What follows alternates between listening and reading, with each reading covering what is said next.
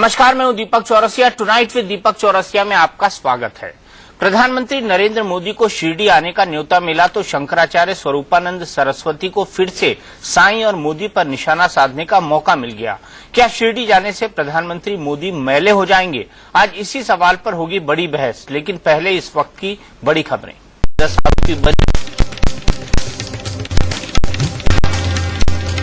जीतन राम मांझी के बयान के बाद नीतीश लालू की दोस्ती में दरार। बिहार आरजेडी अध्यक्ष रामचंद्र पूर्वे ने कहा, गठबंधन सिर्फ उपचुनाव तक, नतीजों के बाद तय होगा सीएम।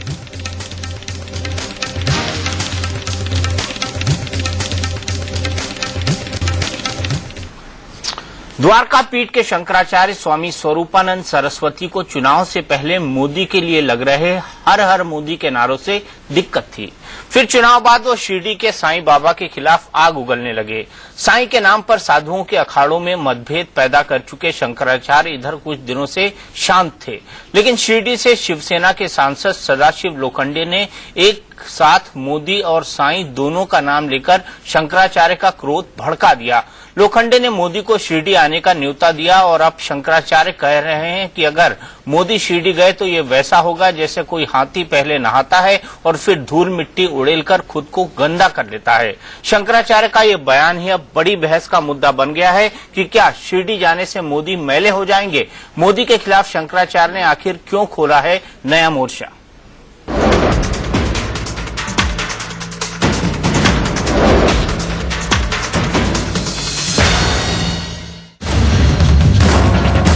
मुसलमान उसको मानते नहीं है, तो हमें क्यों माने? भूल से चले गए हो तो एक रस्सी का निर्जल व्रत करो और गंगा नहाओ। द्वारका पीठ के शंकराचार्य स्वरूपानंद सरस्वती के निशाने पर शिरडी के साईं बाबा हैं। अब जाहिर है कि जो भी शिरडी और साईं बाबा का रुख करेगा वो शंकराचार्य के निशाने पर तो खुद ब खुद आ जाएगा। फिलहाल शंकराचार्य बनाम साईं के विवाद के बीच आ गए हैं प्रधानमंत्री नरेंद्र मोदी। शिरडी से शिवसेना के सांसद सदाशिव लोखंडे ने प्रधानमंत्री मोदी को शिरडी आने का न्योता दिया है। बाबा का दर्शन के लिए स्वयं पीएम साहब बोले आने वाले। कब आएंगे? कुछ पीएम बोले अधिवेशन खत्म होने का जैसा वक्त मिलेगा मैं स्वयं दर्शन के लिए आऊंगा। मोदी के शिरडी जाने की चर्चा भर चली कि शंकराचार्य स्वरूपानंद सरस्वती ने मोदी के खिलाफ मोर्चा खोल दिया। हम कह रहे हैं कि हाथी स्नान हो जाएगा। हाथी स्नान का लोग नहीं समझ पाए। हाथी स्नान का ये है कि हाथी को अच्छी तरह से नदी में स्नान कराया जाए, मल के धोया जाए और वो धुलने के बाद जब निकले तो धूल उठा के अपनी खोपड़ी में डाल ले।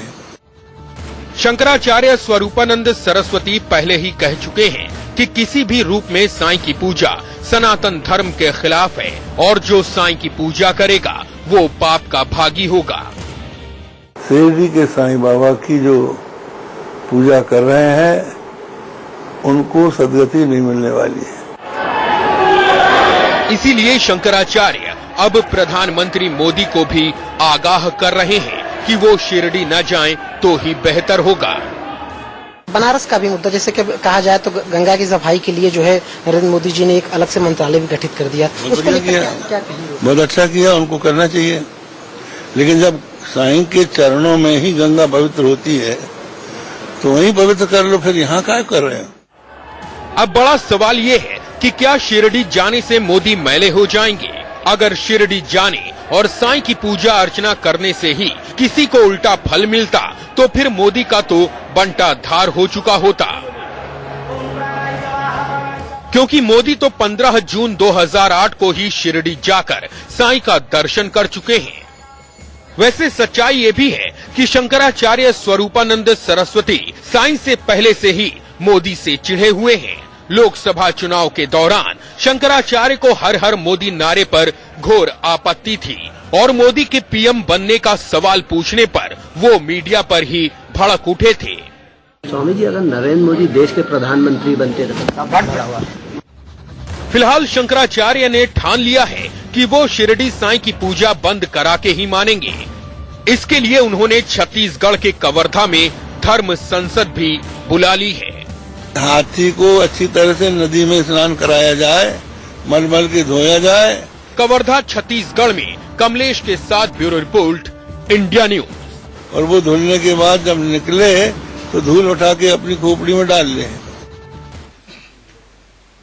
तो क्या प्रधानमंत्री नरेंद्र मोदी अगर शिरडी जाएंगे तो मैले हो जाएंगे? कम से कम स्वरूपानंद सरस्वती, जो कि जगत गुरु शंकराचार्य हैं, स्वामी हैं, वो ऐसा कह रहे हैं और इसी पर होगी हमारी बड़ी बहस। हमारे साथ कई सारे खास मेहमान जुड़ चुके हैं। हमारे साथ सुधा मलैया जी हैं, जो कि national secretary Bharatiya Janata party की हैं। हमारे साथ हरीश अब्रोल साहब हैं, जो कि सेक्रेटरी हैं साई टेम्पल, लोधी रोड, दिल्ली के। हमारे साथ थोड़ी देर में आचार्य प्रमोद कृष्णन जी जुड़ेंगे। हमारे साथ हठ योगी जी महाराज हैं, जो कि स्पोक्स पर्सन है अखिल भारतीय अखाड़ा परिषद के। हमारे साथ प्रेम शुक्ला जी जुड़ेंगे, एडिटर दोपहर सामना के। थोड़ी देर में हमारे साथ अजय गौतम जी हैं, जो कि प्रवक्ता हैं शंकराचार्य जी के। हमारे साथ श्री महंत नारायण गिरी जी हैं, जो कि जूना अखाड़ा से जुड़े हुए हैं। हमारे साथ महंत नवल किशोर दास जी हैं, जो कि महामंडलेश्वर हैं, निर्माणी अखाड़ा से जुड़े हुए हैं। और स्वामी अमृतानंद सरस्वती जी हैं, जो कि कवर्धा से लाइव जुड़े हुए हैं, शंकराचार्य जी के फॉलोअर हैं। सबसे पहले अजय गौतम जी, क्या मोदी जी मैले हो जाएंगे अगर वो साईं मंदिर जाते हैं शिरडी में? तो देखिए, अगर आप गीता को मानते हैं और गीता के कहां से आगे, बस सब बात तो करने दीजिए। अगर आप गीता को मानते हैं, गीता के श्लोकों को मानते हैं, तो उसमें साफ लिखा है अपूज्य की पूजा करने से कहीं ना कहीं जो है व्यक्ति के अपने चरित्र के ऊपर, उसके अपने व्यक्तित्व के ऊपर कहीं ना कहीं एक तरीके का प्रकोप आने लग जाता है। और हमारे शास्त्रों में स्पष्ट लिखा है कि पूजा किसकी होनी चाहिए, उसके गुण किस प्रकार से होना चाहिए, उसमें देवत्व की भावना किस प्रकार से होनी चाहिए। तो इसलिए जो मैं तो सीधी गीता की बात करता हूं साहब, की जो गीता में लिखा है उसके हिसाब से साईं बाबा की पूजा अपूज्य कौन है उसकी भी परिभाषा है। तो वो बात तो वहां हो गई। दूसरी बात यह है कि अभी हमारे जो प्रधानमंत्री महोदय सही हैं, उन्होंने चुनाव से पहले क्या कहा था कि मैं तो ना आया हूं ना बुलाया हूं, मुझे तो मां गंगा ने बुलाया है। अब उन्हीं की मां गंगा जो है, साईं चरित्र के पेज नंबर 22 में 4थे अध्याय में लिखा है कि साईं के चरणों से गंगा जमुना सरस्वती जो है वो तीनों निकलती है। त्रिवेणी स्नान के बारे में, प्रयाग स्नान के बारे में उसमें लिखा है। तो अगर मेरा सीधा सा प्रश्न ये है कि अगर साईं के चरणों से ही मां, देखिए हमारा कितना बड़ा हिंदू धर्म का अपमान है, सनातन परंपरा का अपमान है। 11 स्टेट के अंदर से बहने वाली गंगा जो 40 करोड़ लोगों के लिए जीवन देने का काम करती है, जो पूरे विश्व में सबसे ज्यादा पूजी जाती है, जिसको आए हुए, जिसे राजा भगीरथ लेकर आए इस पृथ्वी के ऊपर मानवता के उद्धार के लिए, आज उस गंगा को एक मुस्लिम फकीर चांद मियां के चरणों से दिखा दिया गया। इससे बड़ा घोर अपमान क्या सनातन परंपरा का, क्या हिंदू धर्म का हो सकता है? दीपक जी, आप मुझे बताइए। हरीश अब्रोल जी से पूछा, हरीश अब्रोल जी, लेकिन आप हमारे देवी देवताओं का अपमान क्यों कर रहे हैं? ठीक है हरीश अब्रोल जी, क्या साईं चरित्र में ऐसा लिखा हुआ है? मेरा सिर्फ कहने का तात्पर्य इतना है, सिर्फ जो ये बता रहे हैं सारी बातें, मैं इससे हट के कुछ बात करनी चाहता हूं। हम दिल्ली से कितने संत हरिद्वार से, काशी से और कई जगह से हमारे साथ शिरडी का दौरा कर चुके हैं। ये जो सरस्वती साहब ये कहते हैं कि जो वहां पूजा करेगा, अभी गौतम जी भी कह रहे हैं, जो वहां पूजा करेगा वो शुद्ध नहीं रहेगा।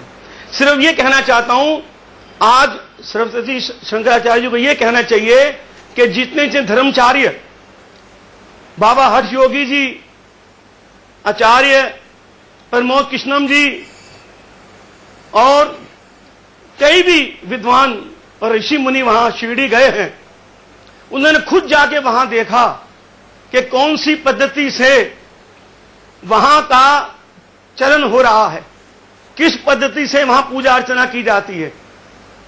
मेरा कहने का तात्पर्य सिर्फ इतना है कि शंकराचार्य साहब से खाली यह निवेदन करना चाहता हूं कि जितने संत लोग वहां पे गए हैं, आप पहले उनको तो कहिए कि वहां वो क्या देख के आए और क्या करके आए, उसके बाद बताइए कि वहां शिरडी में क्या होता है। मेरा सिर्फ कहने का इतना मकसद और जरूर है। मैं जरूर कहूंगा कि आज जो मोदी जी के बारे में कहना चाहते हैं, पहले उमा भारती जी ने कहा उन्हें हिंदू से मुसलमान बना दिया। आज शंकराचार्य जी कह रहे हैं अगर मोदी जी वहां जाएंगे तो मैले हो जाएंगे, गंदे हो जाएंगे। जितने भी संत पुरुष, जितने भी वीआईपी, जितने भी अच्छे लोग जिनकी आस्था साईं में है, क्या वो सभी गंदे हो जाते? मेरी समझ से बाहर है ये। ऐसे लांछन तो ये कब से लगाते चले आ रहे हैं और दुनिया वहां बढ़ती चली जा रही है, साईं चरणों की सेवा लेती चली जा रही है। ये जो साईं क्षेत्र की बात करते हैं, ठीक है, खाली 2 लाइन में पढ़ते हैं, ठीक है, पूरा चैप्टर नहीं पढ़ते, उसका सारांश नहीं पढ़ते हैं। ठीक है, आपका पॉइंट वेल टेकन। महंत नवल किशोर दास जी, प्रधानमंत्री के लिए ऐसा कहना कि वो मैले हो जाएंगे, ठीक है, उचित है क्या? इसके पीछे कोई पॉलिटिकल वेंडेटा नजर आता है आपको? मैं शंकराचार्य जी के इस विचार से सहमत नहीं हूं। माननीय नरेंद्र मोदी जी देश के प्रधानमंत्री हैं, सर्वमान्य प्रधानमंत्री हैं और हर व्यक्ति को अपनी आस्था व्यक्त करने का पूरा अधिकार होता है। और मोदी जी वहां जा रहे हैं तो मुझे नहीं लगता कि उस पर किसी प्रकार की टिप्पणी टिप्पणी करना चाहिए। मैं शंकराचार्य से प्रार्थना करूंगा कि अब इस विषय पर ज्यादा कुछ बोलने की आवश्यकता नहीं है। और मोदी जैसे व्यक्ति जो राष्ट्र प्रेम से भरा हुआ है, जो आध्यात्मिक और राष्ट्र प्रेम दोनों उनमें भरे हुए हैं, इसलिए ऐसे व्यक्ति के चरित्र पर या उनके किसी क्रिया पर अंगुली उठाना मुझे करीब व्यवहार उचित नहीं लगता है। जब शंकराचार्य जी ने गंगा जी की बात की तब भी मैंने कहा था, हमने ये जरूर कहा था कि साईं बाबा को ईश्वर मत मानो, एक फकीर के रूप में मानो, परंतु हर समय किसी व्यक्ति के ऊपर वो उठाना। नरेंद्र मोदी राष्ट्र भक्त हैं, उनकी भक्ति, उनका प्रेम, उनका स्नेह मुझे नहीं लगता किसी प्रमाण की जरूरत है। और नरेंद्र मोदी वहां जाते हैं तो इसमें किसी को आपत्ति नहीं होना चाहिए। अजय गौतम जी बदल गए महंत नवल किशोर दास? नहीं, मैं बदल गए, ऐसा नहीं है। मैं शंकराचार्य जी की हर बात को सहमत नहीं कर सकता। मैं छोटी सी एक बात, उन्होंने अच्छी बात कही थी तो उसकी सहमति की, अच्छी बात कही थी, सहमति की थी, लेकिन नरेंद्र मोदी वाली बात पे सहमत नहीं है। नरेंद्र मोदी बिल्कुल सहमत नहीं है। मैं दीपक जी ये पूछना चाहता हूँ नरेंद्र मोदी जी से, वो देश के प्रधानमंत्री है, मेरे भी प्रधानमंत्री, एक नागरिक होने के नाते मेरा भी उन पर अधिकार है। मैं अपने प्रधानमंत्री से पूछना चाहता हूँ कि वो किसकी कृपा से पहले मुख्यमंत्री बने और आज इस दुनिया के सबसे बड़े गणतंत्र के प्रधानमंत्री बने? क्या वो साईं बाबा की? नहीं, अगर साईं बाबा की कृपा से बने तो वो कह दे साईं बाबा के से पहले वो फैजाबाद गए थे और वहां जाके राम की कृपा उनके ऊपर हुई थी, तब जाकर वो प्रदेश के मुख्यमंत्री बने। आज भी वो फैजाबाद तक गए, लेकिन फैजाबाद के बाद मैं देखिए गौतम जी, जी आज तक वो फैजाबाद कभी गए नहीं है। फैजाबाद गए हैं साहब, आज तक कभी फैजाबाद को गए नहीं है। आज तक उन्होंने रामलला के दर्शन कभी करे ही नहीं है। मैं वही कहना चाहता हूँ। मलया जी यहाँ बीच में आपको लाना चाहूंगा, उन्होंने अभी तक रामलला के दर्शन करना अवॉइड किया है और पॉलिटिकल स्ट्रैटेजी की तरह अवॉइड किया है, क्योंकि वो अपने आप को हिंदुत्व का पोस्टर बॉय नहीं बताना चाहते हैं। वो सबको साथ लेकर चलने की बात करना चाहते हैं और ये एक हकीकत है। आपको भी पता है कि वो अयोध्या नहीं गए हैं। पता नहीं पंडित अजय गौतम को किसने बता दिया कि अयोध्या नहीं, फैजाबाद में भाषण हुआ उनका, उसके पीछे राम का पोस्टर लगा हुआ था, निकलवाइए, उससे कोई इनकार नहीं कर रहा है। मैं वही तो कह रहा हूँ। क्या वो रामलला के हम भी तो यही कह रहे हैं, अगर देश के प्रधानमंत्री ये कह देते हैं, क्या बुराई है? दीपक जी मैं कहता हूँ, अगर देश के प्रधानमंत्री ये कह देते हैं कि वो राम की कृपा से प्रधानमंत्री नहीं बने, साईं की कृपा से प्रधानमंत्री बने, मैं कहता हूँ ये बात खत्म हो जाएगा, आज हो जाएगा। लेकिन नरेंद्र मोदी जी आके सामने बोले कि वो राम की कृपा से नहीं बने, साईं की कृपा से बने, ये विवाद आज खत्म हो जाएगा। जनता की कृपा से बने हैं जिसके अंदर राम भी है और साईं भी है। नहीं, जनता की कृपा से बने हैं जिसमें राम भी है और साईं भी है। साईं वो है जो जिसे प्रोपोगेट किया गया है। अजय गौतम जी, जनता जनार्दन होती है और आप भी अपने दिल से पूछेंगे तो आप भी नरेंद्र मोदी को वोट डाल कर आए। मैं तो कहा, मैं तो हिंदू, देखिए कोई भी व्यक्ति जो हिंदुत्व के लिए लड़ेगा, मैं उसके लिए अजय जी मैं कुछ बोलूं? जी आपके, मैं बहुत ही विनम्रता पूर्वक और समस्त शंकराचार्यों के प्रति श्रद्धा व्यक्त करते हुए बहुत ये कहना चाहती हूँ कि आदि शंकराचार्य जी ने जिस मत का, जिस अद्वैत वेदांत का प्रतिपादन किया था, वर्तमान शंकराचार्य जी, मैं फिर से बहुत विनम्रता पूर्वक और उनके प्रति सम्मान सहित मैं कहना चाहती हूँ कि उन्होंने बिल्कुल उसके विरुद्ध में जाकर वो उन सिद्धांतों का प्रतिपादन कर रहे हैं। अद्वैत ये कहता है कि आत्मा है। हमारे जब विवेकानंद जी ने शिकागो में जाकर अपने धर्म सम्मेलन में प्रथम अपना भाषण दिया, उसमें उन्होंने उस भाषण में बार बार ये कहा कि भारत की मान्यता है कि वह आत्मा की सत्ता में विश्वास करता है। ये भारत की ताकत है, ये सनातन हिंदू धर्म की ताकत है।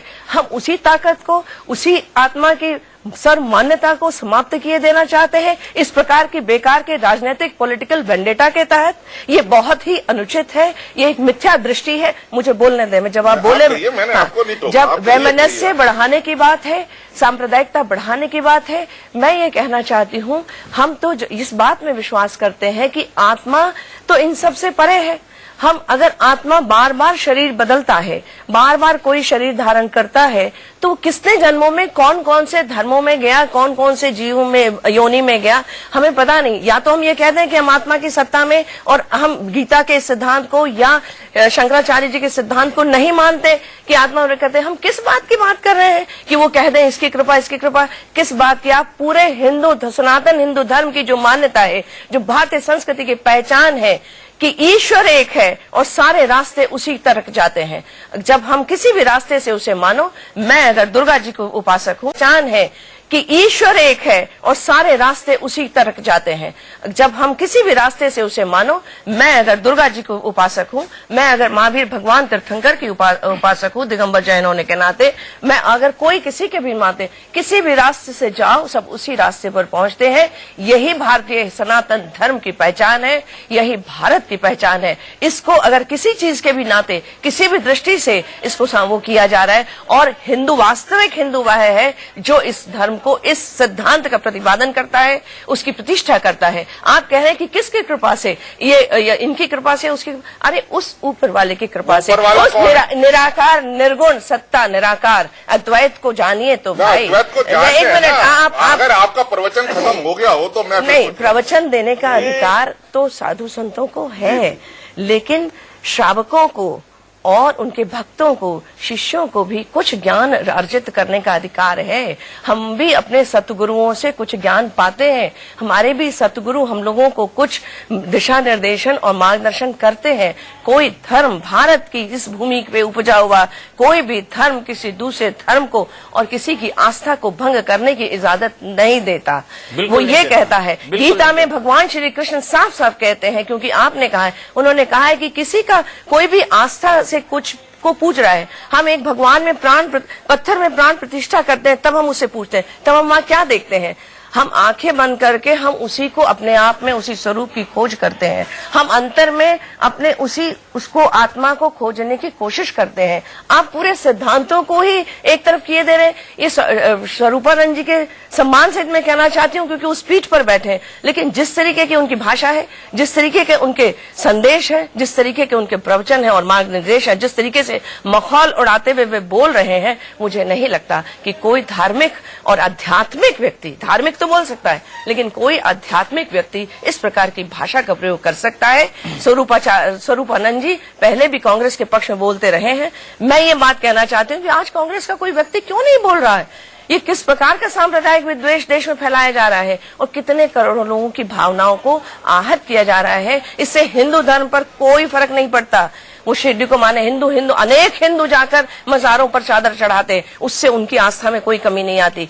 ये वही देश है जिसने टूटी खंडित मूर्तियों को भी प्राण प्रतिष्ठा करके अपने आले में, चबूतरे में रख दिया। गांव गांव में है, इतने मूर्तियां हमारी खंडित की गई, लेकिन उसके बाद उनको भी पूज लिया, क्योंकि उसने अपनी आस्था को जीवित रखा। सिद्धांत में मैंने आपके प्रवचन का साधुवाद देता हूँ, मैं धन्यवाद दीदी आपको। मैं सिर्फ एक सवाल कह रहा हूँ जी, अद्वैत के सिद्धांत को मत बोलिए, अद्वैत चिल्लाकर नहीं बोला जाता, अद्वैत बहुत ही धीरे से बोला। अजय जी, आप कर्मकांड नहीं, चिल्लाते नहीं, थोड़ा पिच हाई है मेरी, थोड़ा धीरे, थोड़ा धीरे, थोड़ा ये कह रहा हूँ, वॉल्यूम थोड़ा धीरे। अद्वैत के सिद्धांत के अंदर एकादशी के दिन ब्राह्मण को मांस खिलाना, वेद और उपनिषद के पढ़ने का विरोध करना, ये आरोप झूठे साबित हो चुके हैं। अजय गौतम जी, ये आरोप आपके झूठे साबित हो चुके हैं। ये आरोप झूठे साबित हो चुके हैं। नहीं, ये साईं चरित्र में कुछ नहीं लिखा है।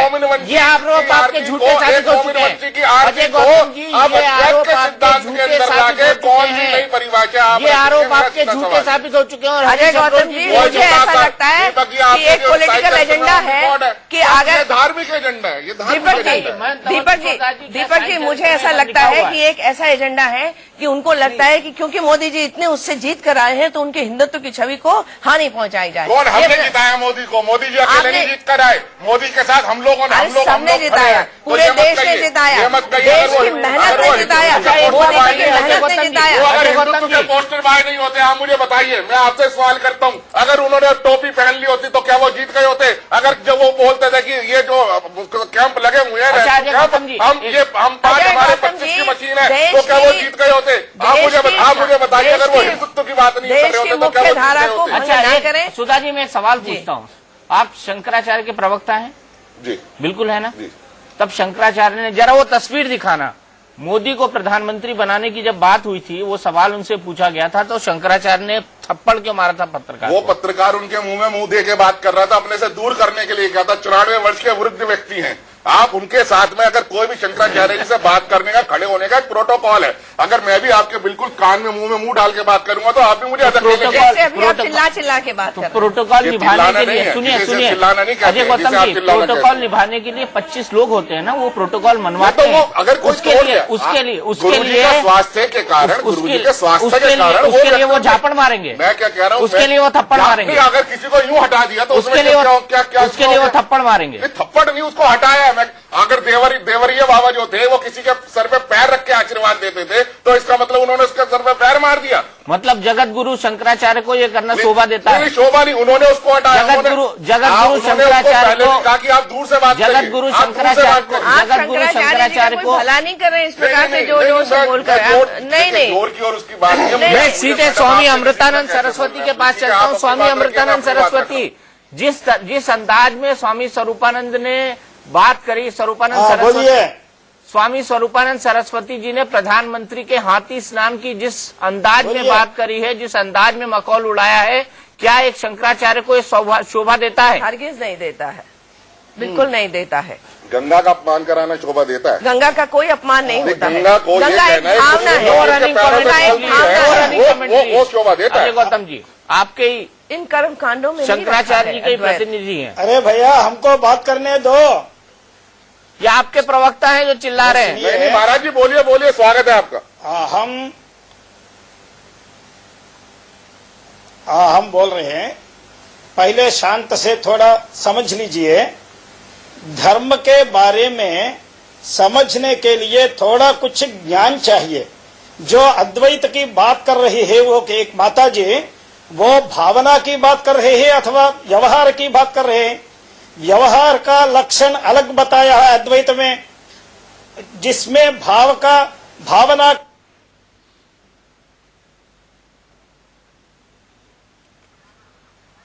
लगता है स्वामी अमृतानंद जी से हमारा संपर्क टूट गया। नहीं, फिर से जुड़ गया है। हाँ, क्यों? बोलिए स्वामी। हमको सुना रहे हैं, हमको सुना रहे भैया। बोलिए स्वामी जी, आप हम बोल रहे हैं, आप ही कटे बोल रहे हैं, आप कट कर रहे हैं। आप क्यों अभी व्यावहारिक पक्ष अलग है, भावना पक्ष अलग है। अद्वैतों में दो पक्ष है। जो विवेकानंद जी ने शिमोगा में बोल दिया वो भावना पक्ष बोल दिया। अभी का वर्तमान का पक्ष व्यावहारिक पक्ष है। व्यावहारिक पक्ष को, भावना पक्ष को, दोनों का मिलाना, खिचड़ी करना न्याय नहीं है। इसलिए वो समझना चाहिए, ये निश्चय से हाथी का स्नान ही होते हैं। धर्मशास्त्र इतना घोष करते हैं। आज तक मोदी पूज्य प्रधानमंत्री, आज प्रधानमंत्री बनने के बाद ऐसे नीच एक ही काम, नीच दर्शनीय स्थल में कहा भी गए नहीं। इसलिए शंकराचार्य जी प्रेम पूर्वक बोलते हैं, ऐसी काम मत करो। ये कल्याण के लिए बोलते हैं, देश के कल्याण के लिए बोलते हैं। यद्यद आचरित श्रेष्ठ, जो राजा करेगा वो सब लोग करेंगे। यदि प्रधानमंत्री ने ऐसी काम किया तो वो सब लोग करेंगे। इसलिए ये पक्ष ठीक नहीं है, वहां जाना नहीं चाहिए। धर्मशास्त्रों में कब्र गया तो वहां धूप दीप लगाना, पूजा करना मना है। मुस्लिम भी नहीं मानते हैं। मुस्लिम, इनका पिताजी का कब्र गया तो भी वहां जाके क्या करते हैं? अकेला चादर उड़ाते हैं, इनका गौरव दिखाते हैं, आते हैं। वहां वेद मंत्र पढ़ाते क्या? वहां घंटी बजाते क्या? ये सब कहां से आ गए? किस धर्मशास्त्र से आ गए? धर्मशास्त्र आप भी पूरा पढ़ लिया क्या? इतना धर्मशास्त्र पूरा पढ़ के 90 उम्र के बाद शंकराचार्य जी बोल दे तो आपका थोड़ा भी शर्म नहीं है? हम शंकराचार्य जी से सहमत नहीं हैं। इनका मतलब क्या है? हम धर्म से सहमत नहीं हैं, हम धर्मशास्त्र को हम सुनना नहीं चाहते हैं। ये कैसा आप हिंदू है? हिंदू वो होगा जो वेद को, शास्त्र को संपूर्ण रूप से मानेगा, वो होगा हिंदू। हिंदू हम अकेला नाम रखने से हिंदू हो जाएगा क्या? वो जैन मतावलंबी कोई एक माता जी अथवा दूसरा एक हम सब लोग साधु लोग वहां गएंगे बोलते हैं। साधु लोग वहां जाके कब्र में जाके क्या किए? कब्र में जाके तो कोई एक वेद मंत्र पढ़ सकते हैं।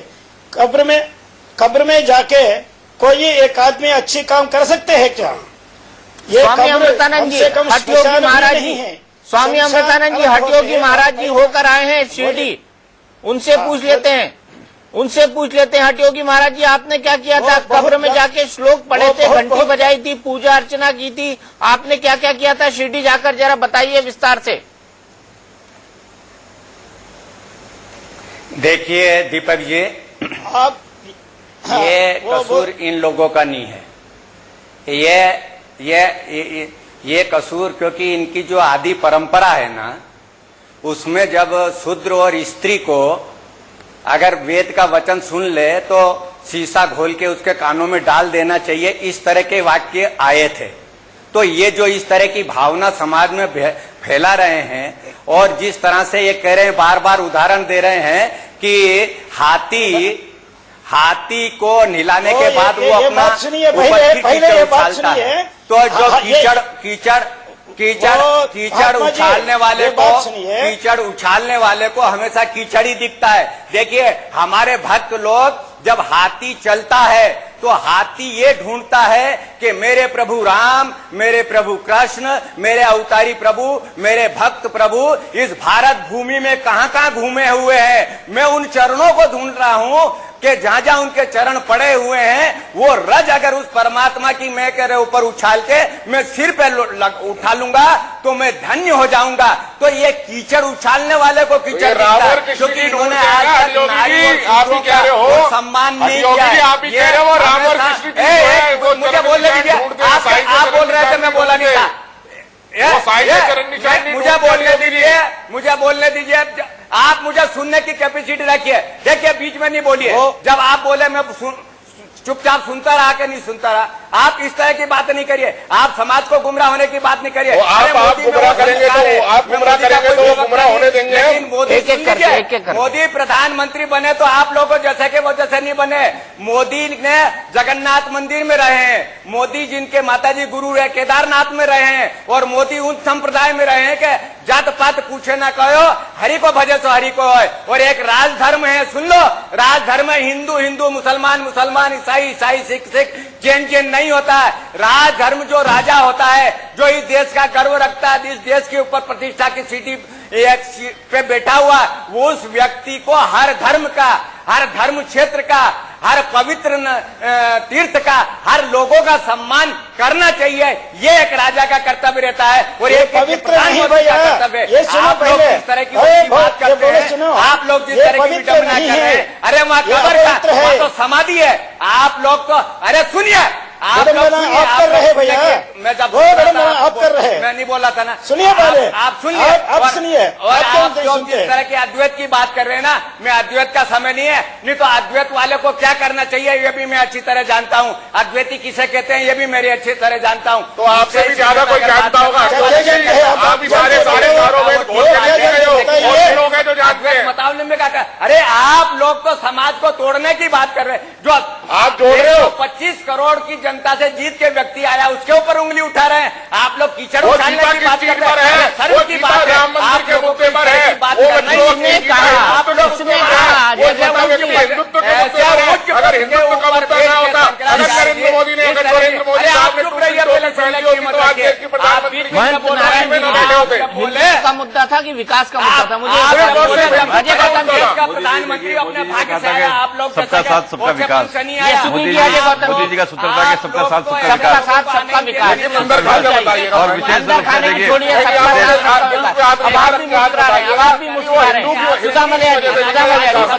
देखिए एक पेड़ में भी परमात्मा है। मोदी जी का सिद्धांत है कि भाई एक पेड़ में भी परमात्मा है, ऐसा उनका भाव रहता है। और एक प्रधानमंत्री होने के नाते वो देश में कहीं पर भी जा सकते हैं, स्वतंत्र भी है। और शंकराचार्य जी की मर्यादा परंपरा उनका भी कहना जो है उचित है, और मोदी जी का हम लोग सम्मान करते हैं। और मोदी जी ने हमेशा से बोला है कि मैं तो एक पेड़ को भी परमात्मा मानता हूं। और हमने जो है उन्होंने सोमनाथ से यात्रा शुरू की थी और अभी जो है अभी भी आप लोग सभी ने लोगों ने देखा जो है पशुपतिनाथ में उन्होंने पूजा किया, तो वो शिव के पक्के भगत है और हमेशा से गेरुआ कपड़ा पहन के ही पूजा करते, त्रिपुण लगाते, रुद्राक्ष की माला पहनते हैं। तो ये वो एक तरह से शिव भगत है। और अब निश्चित भी नहीं है कि वो सीढ़ी जाएंगे कि नहीं जाएंगे, इसमें भी अभी पूर्ण रूप से इसमें भी जो है अभी पूरा मेरे को संशय है जी। बिल्कुल शिरडी जाएंगे कि नहीं, लेकिन अजय गौतम जी शिरडी जाएंगे या नहीं इसको लेकर संशय है। उससे पहले ये जो मशीन गन जो है वो क्यों तान दी स्वामी स्वरूपानंद सरस्वती ने? क्या इसके पीछे कोई पॉलिटिकल वेंडेटा है? क्या इसके पीछे कोई हट योगी जी मैं आ रहा हूँ आपके पास, हट योगी जी मैं आ रहा हूँ आपके पास, 1 मिनट शांत हो जाइए। बेतुकी बातें कर रहे हैं, ये बेतुकी बातें कर रहे हैं उल्टा सीधा, क्योंकि ये सिद्धांतों के ऊपर बोल रहे हैं कि अद्वैत सिद्धांत को मैं नहीं मानता हूँ, ये नहीं मानता हूँ, वो नहीं मानता हूँ। इस तरह से जो है ये जो इस तरह से बोलना उचित नहीं है कि वो सम्मानित है, हमारे सम्मानित हमारे बुजुर्ग है, हम लोग सम्मान करते हैं। और ये बोलते हैं कि अद्वैत सिद्धांत को जो है जाम में जानता हूं, तो ये जो है वशिष्ठ द्वैत को भी जानते होंगे, तो इसलिए हम लोग भी वशिष्ठ द्वैत को जानते हैं। इसलिए अपने सिद्धांत की बात सम्मानित हमारे बुजुर्ग है, हम लोग सम्मान करते हैं। और ये बोलते हैं कि अद्वैत सिद्धांत को जो है जाम में जानता हूं, तो ये जो है वशिष्ठ द्वैत को भी जानते होंगे, तो इसलिए हम लोग भी वशिष्ठ द्वैत को जानते हैं। इसलिए अपने सिद्धांत की बात जो है चैलेंज जाना ठीक नहीं रहता है। देश के अंदर आज चाणक्य को आप ले लीजिए, अमर्त्य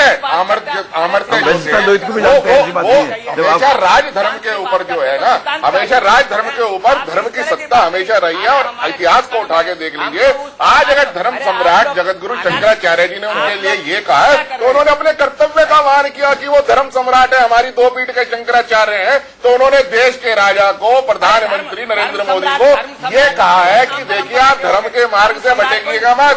आज क्योंकि देश के अंदर ये मुद्दा बड़ा ज्वलंत है, जो न्यायालय में भी विचाराधीन है, जस राजा तस प्रजा का सिद्धांत है। अगर आप भी ऐसी स्थिति के अंदर जाते हैं, शिरडी के साईं मंदिर के अंदर जाते हैं, आप व्यक्ति होते तो चले जाते, एक आम व्यक्ति थे, आप प्रदेश के मुख्यमंत्री थे, किसी ने आपको रोका जाने थे, लेकिन आज आप देश के प्रधानमंत्री हैं, ऐसे में आपका वहां जाना की जो मुहिम है वो आपने जो काशी विश्वनाथ में अभिषेक किया है, आपने जो पशुपतिनाथ के अंदर अभिषेक किया है, आप अगर उसका फल चाहते हैं, आप देश में चाहते हैं संपदा आरोग्य धन धान्य पुत्र पुत्र आदि की वृद्धि हमेशा बने रहे, मां गंगा का सम्मान हमेशा बना रहे, गाय का सम्मान हमेशा बना रहे, तो आपको जाना तो जाइए, सबसे पहले रामलला के यहाँ पर जाकर माथा टेक कर आइए, तब बात करिएगा। और जिस साईं बाबा के मंदिर में आप जाने की बात कर रहे हैं, उस साईं चरित्र के अंदर दुनिया के सबसे देखिए मैं फिर कह रहा हूँ, अजय गौतम जी साईं चरित्र कोई ऑथेंटिक पुस्तक नहीं है। शिरडी साईं संस्थान ने इस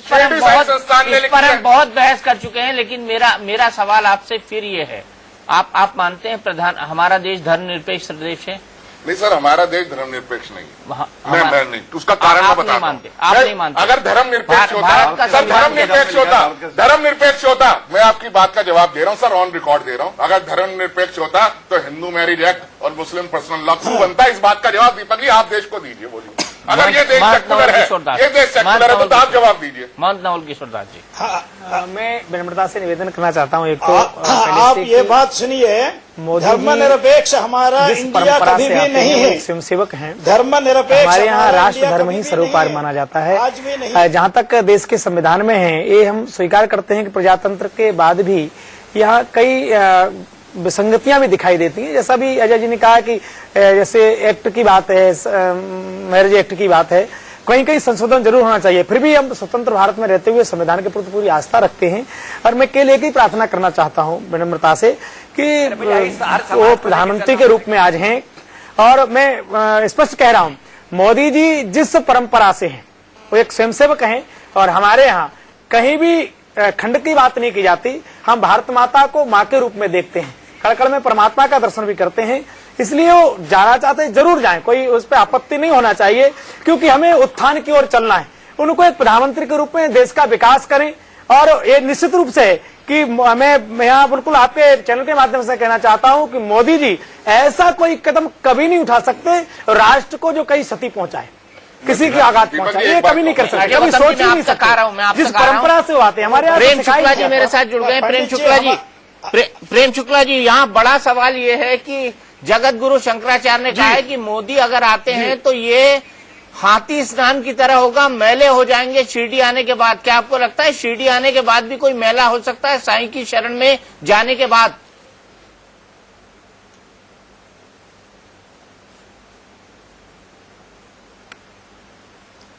ये जगतगुरु शंकराचार्य की सोच जो है वो उनको, उसके लिए उनका अभिनंदन, क्योंकि वो शंकराचार्य हैं उनके विरुद्ध हम छोटे से लोग क्या बोले। शंकराचार्य जी जो हैं शिरडी के साईं बाबा के इस्लाम धर्म के अनुयायी होने के चलते पिछले कुछ दिनों से टिप्पणियां कर रहे हैं, लेकिन यही स्वरूपानंद जी, मैं बहुत आदर, बहुत उनका प्रति श्रद्धा भाव है मेरा, वो जो है जब स्वयं ब्रज यात्रा कर रहे थे तो रसखान के लिए कवित्व लिख रहे थे। रसखान की कृष्ण भक्ति उनको स्वीकार्य है। अगर कोई साईं अगर संत हो जा रहे हैं और साईं बाबा यदि जो है कुछ लोगों के लिए अगर पूजनीय है, श्रद्धा के स्थान है, तो उस पर मुझे लगता है शंकराचार्य जी को फतवा नहीं इश्यू करना चाहिए, क्योंकि शंकराचार्य हमारे धर्म में जो है फतवा इश्यू करने की परंपराएं भी बहुत कम है। और अकबर यदि जो है सम्राट अकबर, बादशाह अकबर विंध्याचल में आते हैं, दर्शन करते हैं, और आज भी विंध्याचल चालीसा में उसका वर्णन किया जाता है, और मुझे आज तक याद नहीं है कि शंकराचार्य जी ने कभी उसका विरोध किया हो। तो हमारे देश में हम सेकुलर है नहीं है, ये अलग बहस का मुद्दा है, लेकिन सारे धर्मों के प्रति सम्मान रखना, और यदि कोई हमारे हिंदू धर्म की परंपराओं को स्वीकारता है और वो संत स्वभाव का है, और अगर वहां कहीं अगर सनातनी पद्धतियों को मानते हुए मिलते जुलते सामने, उस पर विमर्श हो सकता है कि पद्धतियां कितनी शास्त्रोक्त है, नहीं है, वैदिक है कि नहीं है, किंतु उनके प्रति यदि बहुत बड़ी आबादी का श्रद्धा भाव है तो वहां प्रधानमंत्री न जाएं, इस तरह की बात करना जो है थोड़ा, शंकराचार्य जी का जो कद है, बड़े ऊंचे व्यक्ति हैं, थोड़ा सा लोगों के मन में उनके प्रति संदेह होगा, ये उचित। शुक्ला जी ये बताइए, यदि वह पूज्यता नहीं है तो आस्था किस निमित्त से है, किस निमित्त से आस्था है? शुक्ला जी बताइए। आप कब्र के जा रहे हैं अथवा पूरा मंदिर जा रहे हैं? आप कहाँ जा रहे हैं? कि ये स्वामी शुक्ला जी, मेरा एक छोटा सा प्रश्न है आप कब्र में जाके प्रार्थना कर रहे हैं? नहीं, ये विमर्श का विषय है। शुक्ला जी, आप सनातनी परंपरा में है कि नहीं, इस पर विमर्श कर सकते हैं आप। संतों ने संत तुलसीदास को भी जो है इतना तक उत्पीड़ित कर दिया, उनको भी ये कहना पड़ा कि काहू की बेटी से बेटा न ब्याह। तो तुलसीदास जी के साथ हुआ, कबीरदास जी के साथ हुआ, लेकिन कबीर जी को मानने वालों के यहाँ, आज कबीरदास के यहाँ कोई जाता उसका धर्म बदल जाता है क्या? वो सनातनी नहीं रहता क्या? वो वैदिक धर्म का अनुपालन करने वाला नहीं माना जाएगा क्या? वो शास्त्रीय परंपराओं को नहीं मानता, ये कहते हैं। वहाँ चले जब अयोध्या में बात सुनिए शुक्ला जी, कबीर साई एक नहीं है भैया, सिर्फ फैजाबाद गए, उससे लौट आए, ठीक है। उसके बाद जब दोबारा फैजाबाद से लौट आए, पहले लौट आए महाराज में पता है, गुजरात तक गए थे, वो गुजरात की सीमा तक गए थे, महाराष्ट्र तक गए थे, अब अभी जब वो आपको नहीं पता है तो मत बोला करिए, प्रचार में अभी गए नहीं, आपको नहीं पता है तो मत बोला करिए, फैजाबाद तक गए थे, फैजाबाद की तो कह रहा हूँ मैं, आपको नहीं पता है तो मत बोला करिए। मैं कहता हूँ अगर नरेंद्र मोदी साहब को अगर आज तक समय नहीं मिला वो रामलला के दर्शन कर लें, ठीक है, जिसके आप प्रभाव से, जिनके आशीर्वाद से, जिनके नाम से वो जीते हैं, और वहाँ जाके ऐसे मंदिर में चले गए जो भाषण पार्लियामेंट में दिया था, पार्लियामेंट में उनका दिया हुआ पहला संबोधन याद करिए और फिर बताइए कि आपको आप ही जैसे लोगों को देखकर रूप कुंवर जी को कहना पड़ा था, एक संत हुई है वो महाराज पार्लियामेंट में उन्होंने ये कहा कि मैं सभी धर्मों का सम्मान करता हूँ, मैं पूरे देश को विकास को लिखना पड़ा। प्रेम शुक्ला जी 1 मिनट हम जवाब लेंगे आपका। प्रेम शुक्ला जी 1 मिनट, आपके साथ कुछ टेक्निकल प्रॉब्लम है, हम जवाब लेंगे आपका। सुधा मलिया जी आप जी, मैं ये कहना चाहती हूँ कि नरेंद्र मोदी जी उस सनातन हिंदू धर्म की सभी परंपराओं का पालन करते हैं। उपासना पद्धति, कर्मकांडीय पद्धति जो हमारे सम्माननीय पूजनीय अभी जो हमारे साथ हैं वो कह रहे हैं कि वो उसमें अंतर हो सकता है, लेकिन जो मूल भावना है धर्मनिरपेक्षता की बात यहाँ हुई। मुझे याद है कि एक बार अटल जी ने जब उनसे धर्मनिरपेक्षता पर उन्होंने भाषण दिया तो उन्होंने कहा कि हर राष्ट्र की एक चिति होती है, हर राष्ट्र की एक चिति होती है, एक पहचान होती है। हमारे राष्ट्र का जो मूल पिंडा है, जो हमारे राष्ट्र की चिति है, वो है हमारी सांस्कृतिक धार्मिक एकता। वह एकता यही कहती है जो मैंने पहले कहा कि सारे रास्ते उस तक जाते हैं, उस एक सत्य तक जाते हैं। सत्य को किसी भी रास्ते से मानो, इन कर्म कांडों में सत्य नहीं रखा है, इन पूजा पद्धतियों में सत्य नहीं रखा है, उस आस्था में रखा है। और आस्था नहीं है। एक माता जी एक बात सुनिए, थोड़ा सा सुनिए, थोड़ा सा नहीं, मैं बहुत सा सुनूंगी। मैं सभी संतों का बहुत सम्मान करते हुए, आपका भी सम्मान करते हुए, मैं आप सबसे यही कहना चाहती हूँ कि ये समय विद्वेष फैलाने का नहीं है। ये समय अगर सबको साथ लेकर चलने की बात है तो हमें सबको साथ लेकर चलना। क्या आपको ये नहीं मारा है कि देश एक हो?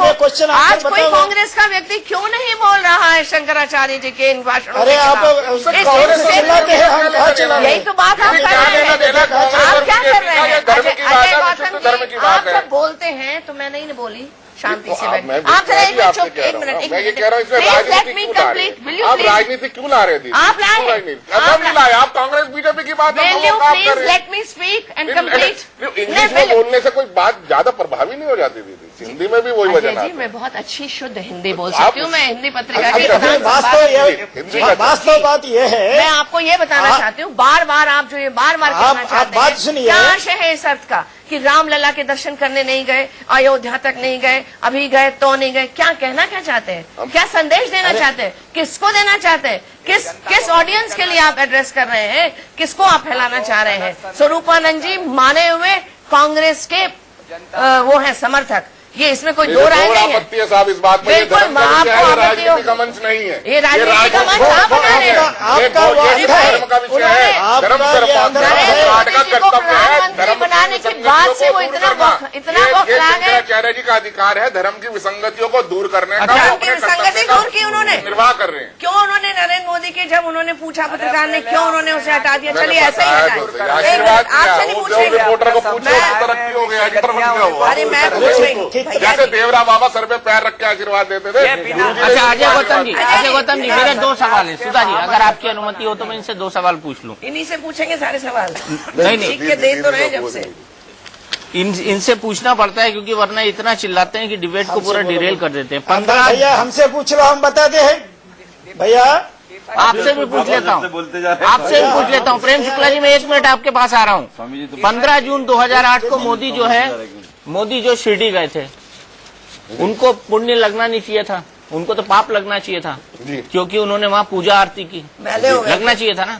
आप सवाल करिए, जवाब। नहीं 1 मिनट, लगना चाहिए था ना? नहीं मैं आप सवाल। अरे आप जवाब दीजिए ना। अब आप क्यों चुप सवाल? मैं चुप नहीं रहा, मैं आपके हर सवाल का पूरी उससे जवाब दूंगा। आप जवाब दीजिए ना। हो गया सवाल नहीं हुआ, सवाल हुआ है लेकिन आप उसका जवाब दीजिए। उनको तो पाप लगना था ना? नहीं पाप की बात नहीं थी। सवाल ये था कि अपूज्य की पूजा करने से करी ना उन्होंने। नहीं तो पूजा तो देख लीजिए ना क्या हाल हुआ इस देश का। क्या पिछले 15 साल में जितने दुर्भिक्ष हुए, जितने अकाल, जितनी प्राकृतिक आपदाएं आई हैं, वो गीता के लिखे हुए उसी कथन की आई है कि पिछले 15 साल के अंदर साईं की पूजा बढ़ी है और 15 साल में इस देश में अधिकतम आपदाओं को झेला है। हेलो मोदी जी का क्या हुआ? 15 जून 2008 के बाद वो 15 साल में आस्था बढ़ी है साईं के प्रति। पीएम रेटिंग बनने 15 साल में भक्त बढ़े साईं के प्रति, कई गुना भक्त हो गए। 15 साल के अंदर से बने और 2009 के अंदर बन रहे होते अगर उन्होंने साईं मगर मेरे हिसाब से मेरा अगर उस शब्द में पूजा न करी होती उसी साल में बन गए होते और 5 साल का इंतजार करना पड़ेगा। 5 साल इंतजार करना पड़ेगा। पूजा करने के बाद ही बने ना? 5 साल लेट बने तो पूजा करी तभी बने ना? 5 साल लेट बने तो उसी साल बन जाते। आप साईं भक्तों को तोड़ना चाहते हैं, वो जुड़ रहे हैं और ज्यादा जुड़ रहे हैं, वो ज्यादा ताकत से उनकी सेवा कर रहे हैं, उनकी पूजा कर रहे हैं। मैं कह रहा हूँ सर 5 साल लेट बने। आप खाली ये भी तो देखिए के साथ लेके साईं बाबा को ला रहे हैं, गलत रास्ते में लेके जा रहे हैं। आप समझिए किसने फिल्म स्टार है जो साईं के मंदिर में जाके मत्था टेकता है उसी की आड़ लेकर वो जेल काट रहे हैं। मनोकामनाएं मैं नहीं जाना चाहता। मैं अभी जैसे 2008 में गए चाहता लोग दुहाई देते हैं, वो साईं के मंदिर में जाते हैं, वो मत्था टेकते हैं, सेलिब्रिटी जाते हैं और वही सेलिब्रिटी जेल में जाते हैं। आस्था विश्वास पे लोग नहीं सकते। मैं नाम नहीं लेना चाहता। नहीं सकते जैसे आप बतला रहे हैं अजय गौतम साहब। आप धर्म के सब प्रेम शुक्ला जी क्या आपको लगता है मोदी का डिमोशन हुआ साईं बाबा के दरबार में जाने के बाद? ये बताइए जरा। वो राष्ट्र के प्रधानमंत्री हैं, 5 साल लेट प्रधानमंत्री बने, ये तो 5 साल पहले बन गए होते। संतों की तो उन पर कृपा है भैया। संतों एक मिनट जरा सुन लेंगे महाराज जी, एक मिनट जरा सुन लेंगे। हमारा एक क्वेश्चन है, आप सुनिए। संतों का एक जो शिरोधार्य गुण है उसमें धैर्य भी शामिल है। शिरोधार्य गुण में जो है वो धैर्य भी शामिल है। कृपा करके मैं आपसे ये जानना चाहता हूँ कि यदि नरेंद्र मोदी जी को सनातनी होने के चलते साईं बाबा का दर्शन करना जाना ये धिक्कार योग्य है, तो श्रीमती सोनिया गांधी जो ईसाई पंथ को मानती हैं उनको कुंभ स्नान कराना और सनातनी पद्धति से, ये क्या है? जरा स्वरूपानंद जी से आप कृपया पूछ कर बताइएगा कि सोनिया गांधी को जब वो संकल्प पढ़ा रहे थे गंगा तीरे 2000 में, तो कौन सा गोत्र पढ़वाया था उनका? काश्यप। कौन सा गोत्र पढ़वाया था? काश्यप गोत्र। और ये फिर उनकी ईसाइयत भंग हो गई थी। वो सनातनी है कि ईसाई है, क्या है? कृपया बताइएगा। महाराज काश्यप गोत्र पढ़वाया था, सनातनी है कि ईसाई है, गोस्वामी ने शादी करवाई थी। फिर चर्च जा रही है, फिर वो चर्च जा रही है। नहीं, फिर वो चर्च जा रही है, लेकिन वो चर्च जाती है रोज हर संडे, तो आपके हिसाब से वो ईसाई है कि हिंदू है? हिंदू। नहीं, एक मिनट अजय गौतम जी, मुझे शंकराचार्य जी के प्रतिनिधि अमृतानंद सरस्वती जी से सवाल पूछना पड़ेगा। अमृतानंद सरस्वती जी बताइए इसका जवाब। कुंभ में हिंदू है? हिंदू। नहीं, एक मिनट अजय गौतम जी, मुझे शंकराचार्य जी के प्रतिनिधि अमृतानंद सरस्वती जी से सवाल पूछना पड़ेगा। अमृतानंद सरस्वती जी बताइए इसका जवाब। कुंभ में स्नान करवाया था इलाहाबाद के अंदर, मैं भी वहाँ पर मौजूद था। गंगा पवित्र नहीं हुई तब। वो तो हिंदू महिला ने साहब। हम जरूर, अच्छा, हम जरूर गवाह बताएंगे। इसलिए आप एक काम करो, जो हमसे पूछेगा वो देखता है, वो आपको समझ में नहीं आता। वो हिंदू धर्म नहीं है। किसने कहा रही है? अरे ये बात सुनिए, अमृतानंद जी की सुन लेते हैं। अमृतानंद जी बताइए। चरित्र पढ़ने की आवश्यकता नहीं है, आस्था की बात है। हम बता रहे, आप हल्ला कर रहे हैं, कैसे बता रहे? नहीं, आप बताइए, कुछ शांत रहना चाहिए ना आपको। महाराज जी प्लीज बताइए। महाराज जी आप अजय गौतम जी को चुप करा लो। ओम शांति। ओम शांति। ओम शांति। अरे कोई बात करना नहीं चाहिए, हम बता रहे। बात तो करेंगे। पूरा जगत में सब लोग सनातन धर्मी ही है। बीच में इन लोगों का नया मत में जुड़ गए। वो नया मत के जुड़ने वालों का फिर हिंदू मत में लाना, अकेला वो मत को छोड़ना ही चाहिए। जब जो आदमी इनका पुराना मत छोड़ेगा तब वो सनातनी ऑटोमेटिक हो जाएगा। लेकिन साई मरने के तक अल्लाह अल्लाह छोड़े ही नहीं है, राम राम कभी बोले ही नहीं। इसलिए वो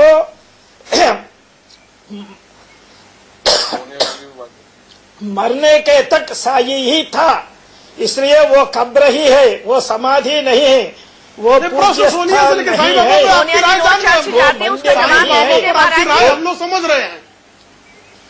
सोनिया जी चर्च जाती वो ईसाई, और स्वरूपानंद जी कृपया ये बताएं वो ईसाई कैसे हो गई फिर? और पापी है कि पुण्यात्मा है भी बताते हो कि वो सनातन में आई और चली गई हो। लेकिन प्रश्न ये है कि वो करना उसका हक है। अभी उनकी भक्त सोनिया वोट करने का हक है, सबको हक है, सबको अपने अपने धर्म का पालन करने का इस देश में हक है। आपकी रिलेवेंट इन्फॉर्मेशन थोड़ी दाएं बाएं होती है, इसीलिए मैं ये कह रहा हूँ कि राजीव गांधी की और सोनिया गांधी की शादी पंडित गिरधारी लाल गोस्वामी जी ने करवाई थी। मैं आपको ऑन रिकॉर्ड कह रहा हूँ, नहीं तो आप बताइएगा कि अगर गिरधारी लाल पद्धति से शादी हुई उसमें उच्चारण हुआ था, और जब हिंदू पद्धति से शादी होती है तो उसकी कंडीशन है कि दोनों हिंदू होने चाहिए। तो इसलिए सोनिया गांधी जो है वो कहा है वो तो हिंदू है। अरे तो चर्च को बिरला मंदिर के ये जो गोल मार्केट का चर्च है कैथोलिक चर्च, इसमें दुनिया रोज जाती है, तो वो सारे ईसाई होगा क्या? दुनिया रोज शिरडी में जाती है, इसमें क्या बात होगी? तो शिरडी में जाके हम वही तो कह रहे हैं कि शिरडी के साईं बाबा ने सारी जिंदगी अल्लाह मालिक बोला, कभी नहीं बोला राम, कभी नहीं बोला ओम, कभी नहीं बोला साईं। तो आप काय को सनातन धर्म के अंदर अल्लाह मालिक को घुसा रहे हैं? क्यों? आप पहले 700 साल की गुलामी जो है मुगलों की देख ली, अब और क्यों चाहते हैं? 700 साल की गुलामी इसलिए हुई कि हमारे धर्माचार्यों ने देश को बांटा, भेदभाव किया, और आज भी समझ में नहीं आ रहा कि देश को एक करने के लिए संतों को एक होना चाहिए, एक धर्म की स्थापना ईश्वर भी बोलते थे, वो ईश्वर भी बोलते थे, खाली अल्लाह मालिक नहीं बोलते थे, ईश्वर भी बोलते थे कि सभी का ईश्वर मालिक है। आप अल्लाह लेके मत बोलिए, आप धर्म देश में रहते हैं। मेरे पास इतना ही वक्त है। बड़ी बहस में मेरे पास इतना ही, बड़ी बहस में मेरे पास इतना ही। दीपक जी, मैं बताना चाहती हूँ आप हिंदुओं की भावना को भड़का रहे हैं। धर्म में कोई विसंगति वो आपको नहीं करना चाहिए। हिंदू कभी टूटे नहीं। आपको ये बताना चाहती हूँ, आप कह चलिए, बड़ी बहस है, मेरे पास वक्त इतना ही है, मुझे इस बहस को यहीं पर रोकना होगा। बड़ा सवाल यह है कि अभी तक नरेंद्र मोदी ने शिरडी जाना तय नहीं किया है। अभी उन्हें सिर्फ आमंत्रण मिला है, लेकिन उसके बाद भी शंकराचार्य स्वामी स्वरूपानंद ने ये पूरा का पूरा पंडोरा बॉक्स खोलकर आखिर क्या साबित करने की कोशिश की है। क्या इसके पीछे कोई पॉलिटिकल वेंडेटा है, ये भी चर्चा का विषय आने वाले समय में जरूर बनेगा। बड़ी बहस में आज के लिए इतना ही। बड़ी बहस में आज के लिए इतना ही। इंडिया न्यूज पर खबरों का सिलसिला लगातार जारी है।